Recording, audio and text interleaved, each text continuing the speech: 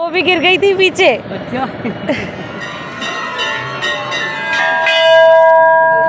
ये बहुत सिद्ध जगह है।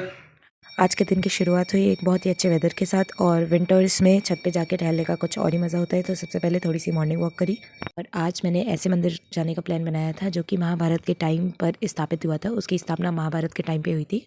तो जल्दी से मैं हो गई रेडी। वेदर बहुत ही ठंडा था, इसलिए मैंने कैप और ग्लव्स पहन लिए, और फिर मैं निकल गई मंदिर दर्शन के लिए। जो बरेली के लोग हैं वो समझ गए होंगे कि ये कौन सा मंदिर है। रास्ते में मेरे जस्ट आके एक सब्जी वाले भैया चल रहे थे जिनका गोभी का फूल ज़मीन पे गिर गया था, तो मैंने उन्हें वापस देने की सोची, एंड वो उसको लेके बहुत ही खुश हुए। और मंदिर के जस्ट पास मुझे ये मिला। फाइनली मैं पहुंच गई थी अपनी डेस्टिनेशन पर, श्री धोपेश्वरनाथ सिद्धपीठ। इस मंदिर की स्थापना द्वापर युग में हुई थी, और द्रौपदी के जो गुरु थे ऋषि ध्रुव, उन्होंने यहाँ पर तपस्या की थी और उन्होंने शिवलिंग की स्थापना की थी। और ऐसा हिस्ट्री में लिखा हुआ है कि जो अवध के नवाब थे सुजाउद्दौला, उनकी भी मनोकामना यहाँ पूर्ण हुई थी। मंदिर में चढ़ाने के लिए मैंने लिया फूल और प्रसाद, और मंदिर के अंदर एंट्री करी। मंदिर के अंदर घुसते ही लाइन देखिए, इतनी लंबी लाइन थी, एंड जिग जैग वे में बनी हुई थी पूरे मंदिर के अंदर। आप देख रहे हैं कितनी लंबी लाइन। और जो एंट्री गेट था दूसरा वाला से हमने एंट्री करी, और जो फर्स्ट एंट्री गेट था वहाँ से हम लोग लाइन में लगे। इस टाइम पे मेरे पैर फ्रीज हो रहे थे जब हम लोग लाइन में लगे हुए थे। तो ये जो आप पर्पल कलर में जो दीदी देख पा रहे हैं, ये शिव चालीसा सबको दे रही थी, जो जितने भी लोग लाइन में लगे थे, और इन्होंने मुझे भी शिव चालीसा दी। बच्चे सच में भगवान का रूप होते हैं, और बहुत देर से लाइन में लगने के बाद भी इस बच्चे को देख के मेरे चेहरे पर स्माइल नहीं रुक रही थी। अप्रॉक्स 1 घंटे के बाद में हमारा नंबर आने वाला था। पहले किए नंदी महाराज के दर्शन, और फाइनली इतनी देर के वेट के बाद भोलेनाथ के दर्शन हुए। बहुत ही अच्छा लग रहा था, मन को इतनी शांति मिल रही थी मंदिर के अंदर। हम लोगों ने जल चढ़ाया, विश मांगी, एंड फिर उसके बाद में हम लोगों ने बाहर निकल कर आरती करी। मंदिर के दर्शन करने के बाद में ये मंदिर के अंदर ही एक कुंड बना हुआ है, वहाँ पे थोड़ी देर टाइम स्पेंड करा। और जब हम लोग मंदिर के बाहर आ गए थे तो इतनी ज़्यादा लाइन बढ़ गई थी। जो लोग धोपेश्वरनाथ मंदिर जा चुके होंगे उन्हें पता होगा कि वहाँ पे एक वैष्णो माता का मंदिर है, जिसमें गुफा के अंदर से होते हुए जाया जाता है। और ये थोड़ा नीचे बना हुआ है, तो हम सीढ़ियाँ पार करके, और फिर ये गुफा के अंदर ही पानी है जिसके थ्रू आपको वैष्णो माता के मंदिर के लिए जाना होता है। ये पूरी गुफा में पानी ही भरा हुआ है, और पूरी गुफा जो है वो वैष्णो देवी की तरह बनाई गई है, क्योंकि वहाँ का हमको एक तरीके से दर्शन उस तरीके का हो पाए इसलिए। और यहाँ पे ये छोटा सा मंदिर गुफा के अंदर ही बनाया गया है। आज इतनी ठंड थी, फिर भी गुफा के अंदर का जो पानी था वो इतना ठंडा नहीं था, थैंकफुली। और ये श्री खाटू श्याम जी का भी मंदिर इसी गुफा के अंदर है, और खाटू श्याम बहुत ही प्यारे से लग रहे थे। इनको किसी ने कैप पहना दी थी और शॉल उड़ा दी थी। ये वैष्णो माता का मंदिर है। देवी जी के दर्शन करने के बाद हमने किए राधा कृष्ण के दर्शन और हनुमान जी के प्रसिद्ध मंदिर के दर्शन।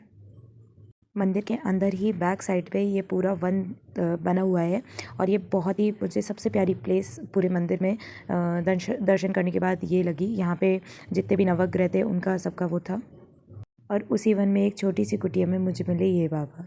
यही पैदाशी हमारी है। अच्छा।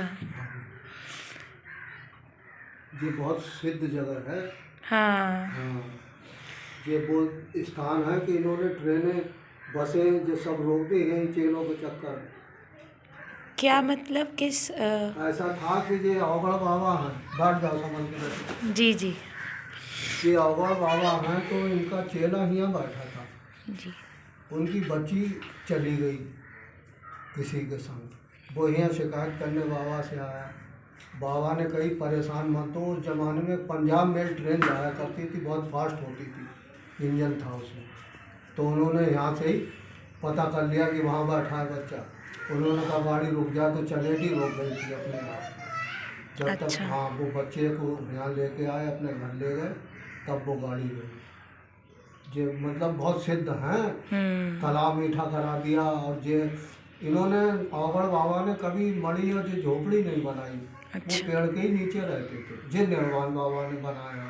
अच्छा। हाँ, इन लोगों के बहुत जो मांगो वो मिलता है। यहाँ बड़ा बड़ा दूर का आदमी आता है, जे उनके वो समाधियाँ बनी हुई हैं। तो आप उनके शिष्य हैं? तो हम यहाँ रहते तो शिष्य हैं, हमें जानकारी है।